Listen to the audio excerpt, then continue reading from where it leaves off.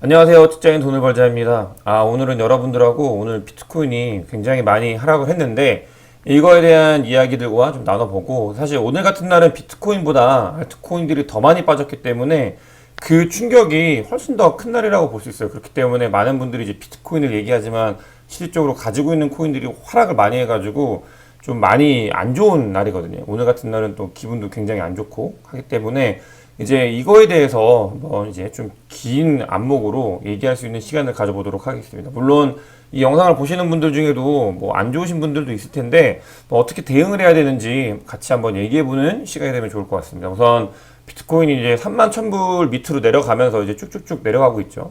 제가 이제 늘 말씀드리던 이제 차트의 관점, 차트적 관점으로 보면은, 그러니까 여기서 이제 맞고 내려와가지고 여기까지 이제 왔다 갔다 할 거다라는 게 이제 6월에 왔다 갔다 할 거다라는 게 그런 뭐 가지고 있는 뷰였는데, 사실 뭐 더 빠진다고 하는 사람들도 종종 있죠. 이렇게 더 빠졌다가 올라오는 사람들도 더 있다고 하는데, 어쨌든간 이 사이에서 계속 왔다 갔다 하고 있는 중이고, 지금은 이제 차트적 관점으로 여기 기본적인 부분에 이제 맞았는데 어떻게 될지는 더 봐야 될 것 같아요. 많은 분들이 이거 이외에 다른 차트를 보면서 막 설명해 주시는 것도 알고 있는데, 그러니까 비트코인이나 이런 코인들이 차트적인 관점으로 완벽하게 맞았다고 하면은, 그러니까 이미 뭐 300만 원일 때, 500만 원일 때 그렇게 해가지고 그분들은 훨씬 큰 부자가 되셨겠죠. 근데 그런 것들이 모든 건 적용이 되는 게 아니기 때문에 일단은 차트적 관점은 일부만 좀 봐주시면 좋을 것 같고요.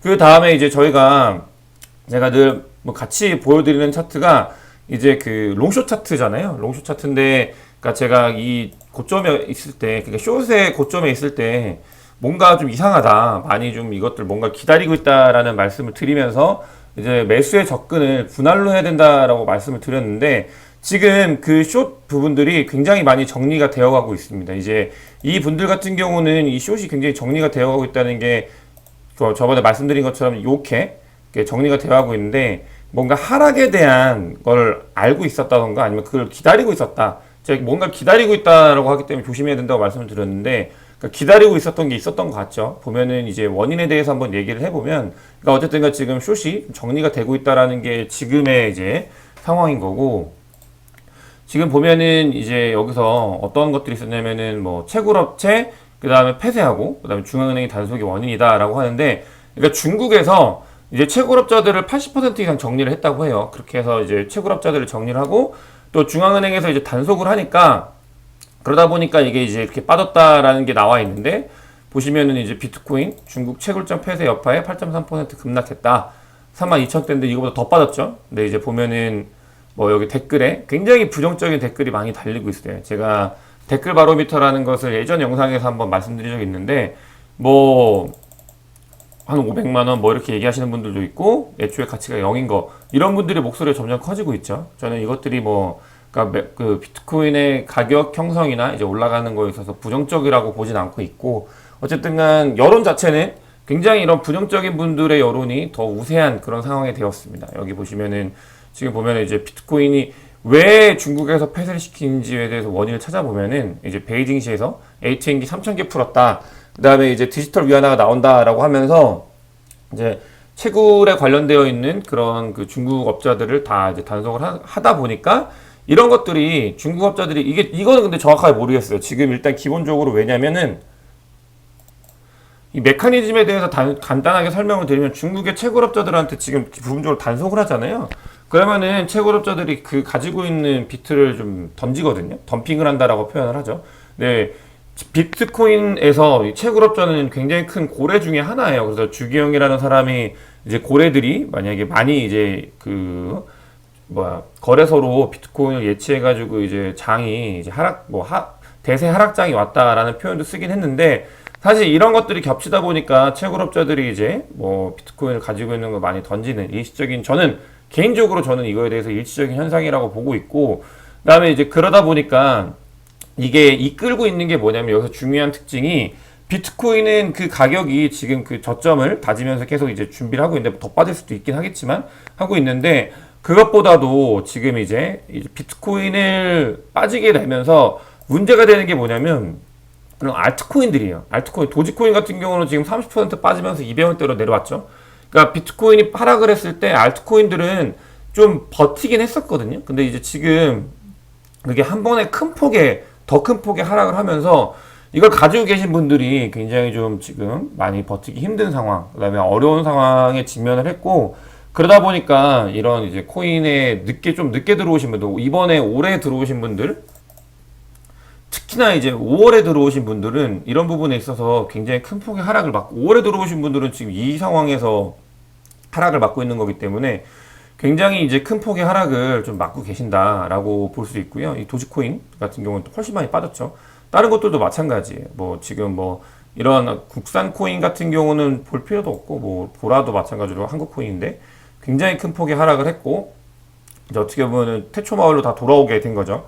그러다 보니까 그 임팩트가 지금 이제 개인들이 가지고 있는 임팩트가 더 크다라는 거에 대해서 좀 그런 상황인 것 같아요. 그래서 정리를 하면은 지금 이제 중국이나 이제 채굴업자들이 정리가 되면서 이 채굴업자들이 거래소로 이제 비트나 기타 코인들 자기들이 채굴하고 있는 것들을 가지고 오고요. 그러다 보니까 이게 이제 덤핑이 일어나고 있다. 지금 덤핑이라는 게 여기서 던지니까 굉장히 큰 폭의 하락을 하고 있고, 그거에 이어가지고 다른 코인들은 더 크게 이제 하락이 일어나고 있다. 이렇게 전방위적인 압박이 일어나고 있죠. 근데 그거 더불어서 지금 이제 뭐 중국뿐만이 아니고 뭐 지금 한국에서도 이슈가 있죠. 한국에서도 지금 이제 코인들 정리를 하고 있잖아요. 거래소에서 지금 잡코인이라고 하는데 뭐 난리가 났습니다. 지금 이 블록스트리트에서 나온 기사를 보면은 이것도 사실 되게 할 말이 많은데 웃긴 거예요. 거래소에 상장이 돼 있고 뭐 쟁글이라는 곳에서 평가를 해가지고 우수한 게 좋은 코인이라고 하면 코인을 왜 하는지 모르겠어요. 지금 그리고 이게 왜 우수한지도 지금 본인도 모를 거예요, 사실. 근데 어쨌든 기사가 나왔는데 뭐 이제 4대 거래소에 모두 있고, 그 다음에 뭐 이제 그러면서 평가가 좋은 코인들에 대해서 얘기를 하는데 퀀텀도 나와 있는 거 보면은 제가 아시죠? 제가 퀀텀 똥텀이라 부르면서 되게 싫어하는 거. 그런 것들이 나와 있는 걸 보면은 뭐 믿을 것 자체가 안 됩니다. 이오스 나와 있는데 이오스가 지금 어떤 상황인지도 모를 거예요. 얘네는 지금 뭘 써봤어야 아는 건데, 아무튼 이렇게 평가가 나왔는데 문제가 뭐냐면은 지금 이런 기사가 나오는 게 결국 이거거든요. 그러니까 이런 기사는 하나도 중요한 게 아니에요. 얘네가 쓰는 거는 전문성이 하나도 없는 애들이 그냥 기사를 쓴 거고, 이런 기사 나온 게 이런 것들이에요. 뭐냐면은 금융위에서 지금 이 거래소들마다 일주일 동안 가 있어가지고 거래소에서 지금 이제 금융위에서 실사를 하고 있습니다. 실사를 하고 있는 게 이제 어떤 식으로 암호화폐에 대해서 이제 가상자산에 대해서 이제 그걸 한국식으로 규제를 할지에 대해서 이제 룰을 만들기 위해서 가 있는데, 지금 뭐 싱가포르식 규제 도입을 한다. 암호화폐 90% 정리할 때 이런 내용이 나와야 돼. 이거 싱가포르식으로 규제하게 되면 업비트, 그러니까 다른 게 아니라 업비트가 망하는 거예요. 이게 뭐냐면은 그냥 그 싱가포르에서 허가하는 코인들만 이제 상장해가지고 거래할 수 있다고 하는데, 지금 싱가포르에서는 비트코인하고 이더리움 이외에 다른 것들은 이제 자기들한테 다 허가를 받아야 된다. 이런 마인 스탠스를 가지고 있기 때문에 뭐 당연히 김치코인들은 거기에서 이제 허가를 받아야 되는 건 당연하죠. 한국 거기 때문에. 그것 이외에도 뭐 중국 거, 미국 것들도 그 허가가 안 되면 거래가 되질 않아요. 그렇기 때문에 그 한국에 있는 거래소들은 이대로 간다고 하면 아마 거의 이제 얘네들도 수수료를 수익으로 먹고 살아야 되는데 그런 것들이 안 되기 때문에 되게 어려운 상황에 직면할 수 있다라는 거고, 과연 이렇게까지 할까라는 생각이 듭니다. 사실 이거는 굉장히 큰 이슈이기 때문에 이렇게까지 하는 거는 뭐 이렇게 뭔가 이제 코인을 하는 사람들 모두 버리겠다라는 생각을 가지고 이제 접근을 하는 거기 때문에 이거에 대한 고민을 해야 되고, 이런 거래소들 그 다음에 코인들 이외에도 지금 나오고 있는 게 뭐냐면 지금 이제 그 세무조사를 하고 있어요. 지금 이제 한국에서 좀 유명한 코인들 세무조사를 하고 있는 게, 사실 세무조사를 하는 거는 그거 아시겠지만 세무조사는 기본적으로 뭔가 자기들한테 이제 뭔가 말을 잘 듣게 하기 위해서 정부에서 하는 하나의 수단 중에 하나라고 보시면 될 것 같은데, 이제 이런 특별 세무조사를 하고 있습니다. 그렇기 때문에 지금 뭐 굉장히 전방위적으로 국내에서도 이런 것들에 대해서 이제 압박을 하고 있다. 이런 상황이다. 라는 말씀을 드리고, 그렇기 때문에 비트가 굉장히 많이 이제 뭐 중국이 가장 큰 영향이에요. 여기에 비트 빠지는 거에 한국은 그렇게 큰 영향을 미치진 않는데 중국이 가장 큰 영향이긴 하지만 이렇게 많이 빠졌다. 그러면서 사실 이렇게 중국 채굴업자뿐만이 아니고 그러니까 같이 이슈가 됐던 게, 제가 봤을 때 아무래도 그 숏을 하셨던 분들이 기다렸던 게 데드크로스 상황이잖아요, 지금. 그걸 기다리면서 이제 빠지는 것은 하락을 기대하지 않았을까라는 생각을 하고 있고, 그런 것들이 복합적으로 맞물리면서 이제 중국의 규제까지 맞물리니까 쭉 빠지게 된 거다라는 상황이고요. 근데 이제 지금 보면은 이제 롱숏 차트가 모든 걸 좌우지우지하지 않지만 이게 숏이 굉장히 정리돼 가고 있는 걸 봐서는 저는 개인적으로는 지금부터도 계속 모아가야 되는 시점이다. 뭐 저는 이때도 모아가야 된다고 했고 이때도 모아가야 된다고 했잖아요. 이 박스권 안에 있으면은 좀 더 레인지를 크게 보면서 이제 모아가야 되는 시점이다라는 말씀을 드리고 싶고, 그러면서 좀 중장기적 관점으로 보기 위해서 제가 좀 가지고 왔어요. 다른 기사를 가지고 왔는데, 여러분들이 어떻게 생각하실지 모르겠지만 저는 역사를 굉장히 좋아하거든요. 역사를 통해서 이제 그 과거를 통해서 미래를 볼 수 있다고 믿는 사람이고, 그러니까 그런 것들이 동일하진 않죠. 하지만 이런 유사한 그런 흐름들을 이제 보면서 이제 미래를 예측할 수 있다라고 보는데, 사람의 행동 패턴이 사실 되게 변하지 않습니다. 여러분들께서 지금 비트코인 뭐 시즌 3를 기다린다, 시즌 3가 언제 오냐, 그때까지 이제 모으겠다 라는 시는 분들도 계시는데, 이게 사실 시즌 3라고 하면은 시즌 1도 있었고 2도 있었을 거 아니에요. 근데 그때 사람들이, 대중들이, 일반인들이 어떤 반응을 보였는지 제가 뉴스 기사를 좀 찾아왔거든요. 굉장히 재밌고, 제가 지난번 반감기는 알고 있기 때문에 일부러 지난번이 아니라 저도 모르는, 제가 그 석사 논문 쓸 때 키프로스 사태가 나가지고 비트코인이 굉장히 하락했다가 이제 다시 올라오는 그 시점에 이제 기사를 가지고 왔어요. 키프로스 사태라고 하면은 그 유럽 재정위기 때였는데, 그때 이제 키프로스에 많이 예치했던 것들이 이제 비트코인이 그때 하락을 했어요. 키프로스 그 사태가 일어나면서 그 예금 지급 불능 사태가 일어난다 막 하면서 빠졌는데, 그 이후에 상승을 했을 때 어떤 일들이 있었는지 한번 볼게요. 기본적으로 이런 기사가 있습니다. 비트코인 중국발 악재의 40% 추락. 이게 굉장히 최근 기사 같은데, 기사 내용을 보면은 2013년도 12월 달 기사입니다. 40% 추락을 했다. 이제 또 정확합니다. 이제 중국 인민은행, 중국 중앙은행이죠. 에서 비트코인에 대해 규제를 확대하면서 장중 최대 40% 추락했다. 근데 지금 비트코인이 얼마 빠졌죠? 지금 비트코인이 뭐 보면은 10% 빠졌죠. 뭐 그렇습니다. 어쨌든간 40% 추락을 했다라는 게 되어 있고, 이제 웃긴 게 이게 비트코인 하락할 때 어제 나온 기사들 중에 그 알리페이랑 그 위치페이에서 이제 그 다음에 은행들이 뭐 그런 것들을 하지 마라, 비트코인에 관련돼서 지급을 하지 마라, 지원을 하지 마라라는 나왔는데, 여기 나오죠. 알리바바의 알리페이와 텐센트의 텐페이 등 지불 결제 시스템 업체들 관계를 소집했다. 얘네들한테 이제 제재를 가해라 라고 한 거죠. 기사마다 똑같습니다. 아무튼 뭐 그런 게 있고요. 그 다음에 이제 보시면은 비트코인 투자 붐, 투기인가 투자인가, 이게 언제 기사냐면 지금도 막 이런 여의도에서 이런 얘기가 나온다고 하잖아요. 이게 2013년도 12월 달입니다. 과연 이때 투자인가 투기인가 해가지고 투기를 하셨던 분들은 굉장히 큰 돈을 버셨겠죠. 2013년도니까 막 이때 100만원, 아니면 밑으로 빠졌을 때, 이때 하락했을 때 100만원 갔다가 한 20만원으로 빠졌었거든요. 그렇기 때문에 이때 투기를 하셨던 분들이랑 이런 분들마저도 굉장히 큰 돈을 버시지 않았을까라는 기사를 가져왔고, 그 다음에 이게, 그러니까 미디어가 이제 되게 웃긴 게, 여러분들께서 2014년도라고 하면은 그냥 메이저 미디어에서 안 다뤘을 거라고 생각을 하잖아요. 근데 KBS에서도 이미 비트코인 투자 붐에 투기 과열 조짐, 요즘에 나오는 기사, 뉴스 기사랑 굉장히 비슷하죠. 2013년도에도 똑같은 뉴스 기사가 나왔습니다. 똑같은 뉴스 기사가 나와서 가격이 치솟으면서 투기 과열 조짐이 보이고 있다 라는 내용. 그 다음에 이제 마운트곡스가 이제 이거 터지기 전이니까 마운트곡스 거래소에 따르면이라고 하죠. 개당 1136달러. 이때 돌아가면 이거 완전 몰빵하겠죠. 어쨌든간 1136달러가 올라왔는데 이제 투기 과열 조짐이 됐다라는 뉴스 기사가 있고, 그 다음에 여기 이제 보시면은 제가 가장 여러분들하고 같이 공유하고 싶었던 기사가 이건데, 가상화폐 비트코인 가격 1000달러 첫 돌파라고 하죠.